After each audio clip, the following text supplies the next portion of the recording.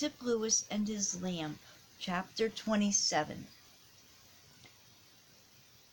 Wherewithal shall a young man cleanse his way? By taking heed thereto, according to thy word. Kitty Lewis shook out the folds of her new bright pink calico dress, walked to the little looking-glass for about the 10th time to see if the dainty white ruffle around her neck was in order, then took a survey of the room, lest there might possibly be something else to do which would improve its appearance.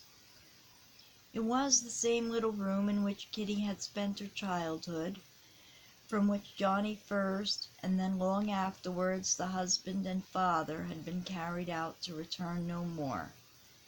And yet it was not the same. There was a neat rag carpet on the floor, a Christmas gift from Mrs. Minturn. The round table in the corner was covered with a bright red cloth, and strewn with a few books and papers. The full white curtain was looped away from the window, and the light of a clear sunset glimmered in the room. Everything was neat and bright and cheery. The table was set for 3, the white cloth showing just the folds in which it was ironed. There were 3 plates and 3 cups and saucers instead of 2, while Kitty, in her restless wanderings around the room, and Mrs. Lewis, in her frequent glances out of the window, both showed that somebody was being watched and waited for. "The Eastern train is in," Kitty said finally. "Now, if he comes tonight, he'll be here in 3 minutes." And it could not have been much more than that when a quick, crushing step was heard on the gravel outside, and then on the plank before the door, and then the door swung open, and Edward Lewis walked into the little room out of which he had gone 3 years before. Kitty was all ready to spring forward and say, "Oh, Tip," and throw her arms right around his neck. Instead, she stood still. Some way, in spite of the long letters which had passed between them during these years, Kitty had fully expected to see a stout, tanned boy in a coarse, strong suit of gray, with thick boots and a new straw hat. Why, of course, she knew he must have changed some, hadn't she? But then she did not think he would be so tall, and have a face and hands without tan or freckle, or that his clothes would be so very black and fine, and fit as though they had grown on him, or that his collar would be so white and glossy, or his boots so small and shiny. So Kitty stood still in embarrassed silence. But the mother! Oh, she saw in him the picture of the dear dead father, as he used to come to her long, long ago. The husband who, through all the change and poverty and pain, she had always loved, and all the tenderness that had ever been in her heart took form and spoke in those words with which she came forward to greet her son. "Oh, my dear boy!" There was happiness in the little home that night, only the bedroom door was closed, and Edward knew that his father's bed was vacant. Such a queer feeling as possessed him all the next day while he went around the village. He went everywhere. He felt like walking through every street, and stepping on every stone on which his feet had trod in the old life, now utterly gone from him. He wandered down to the river bank where he had lain that summer morning and envied the fishes, and standing there thanked God for the mission class in Mr. Holbrook's Sabbath school. Thence to the cemetery, where by the side of little Johnny's grave the new life had been started. There was a long grave beside the short one now, and standing there he thanked God for the hope which he had of meeting the father and the baby in heaven.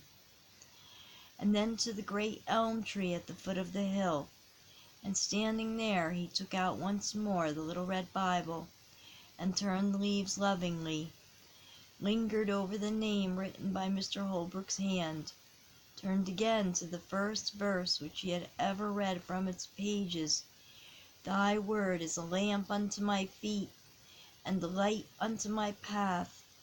Time and again had he proved the truth of that verse. There, under that very tree, it had helped him to fight battles with Satan and come off the conqueror. And he thanked God for the Bible. After that, he went directly to the village, just looked in at the meat market for the sake of the old days. Somebody told Mr. Dewey who was coming, and he was just ready to say, "Hello, Tip," but instead, he came around from behind the counter and holding out his hand said, "How do you do, Louis? Glad to see you." Something, either in the city-made clothes or the quiet air of dignity with which they were worn, made him dislike to say, "Hello, Tip," to the tall young man before him. Mr. Minturn shook him heartily by the hand. "Never rejoiced over anyone's luck more in my life," he said, and then in the same breath, "How's Ray?" "Oh, yes, I see how it is, poor fellow. And you love him too, of course, everyone does." There was still the schoolroom to visit, and as Edward went up the familiar walk, he wished Bob Turner could have been with him to make this call. But Bob was probably rushing around like a top through the city store, without a thought of the old schoolhouse or the miserable days which he had spent there. Mr. Burroughs himself answered the knock and gave him a hearty greeting. 3 years had made changes there. Edward found himself looking eagerly towards the back row of seats for the old faces, Will, Howard, Ellis, and half a dozen others, before he remembered that they had long since entered higher schools.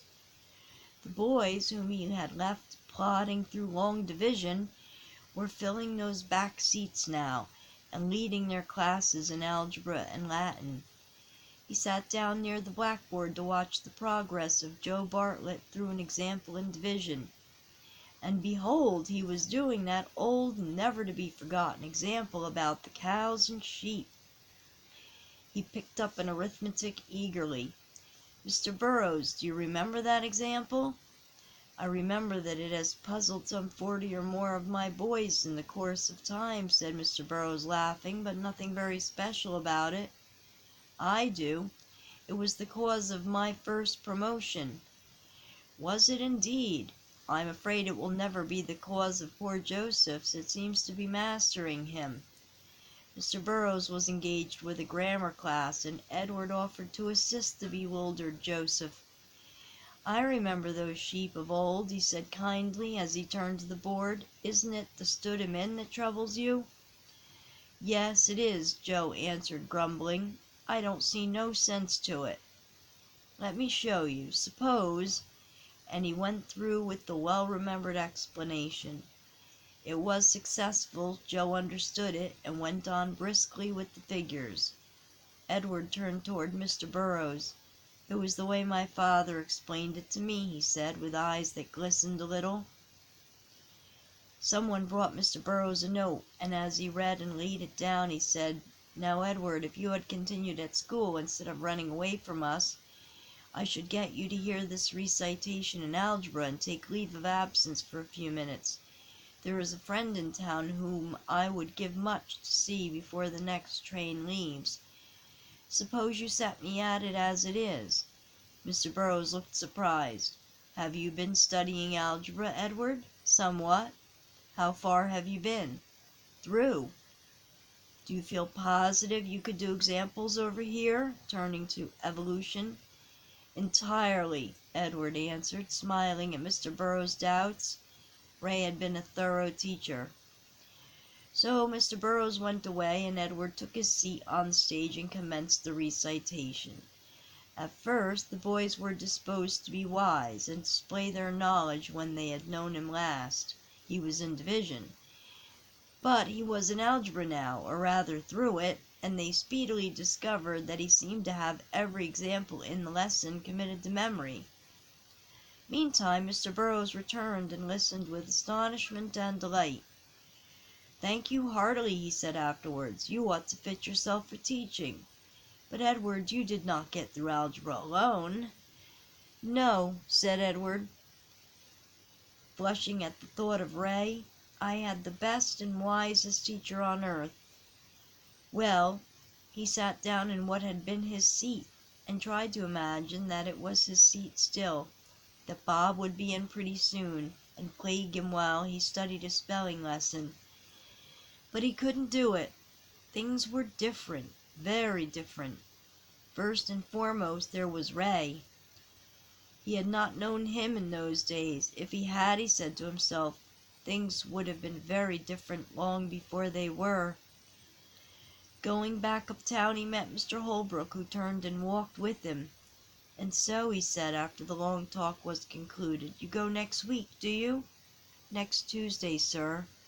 Well, God bless you, my friend, as he has and will.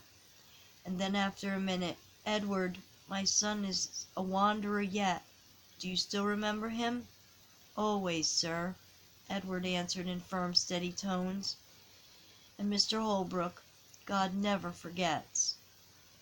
As he went on past Mr. Minturn's door, could he have heard the remarks that were made there, very likely he might have remembered a certain statement which he made to the little fishes that summer morning.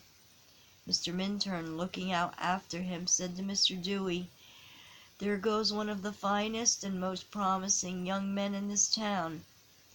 "Yes," answered Mr. Dewey, laughing a little. "I used to notice that he improved every day after he brought back those circus tickets." End of chapter 27.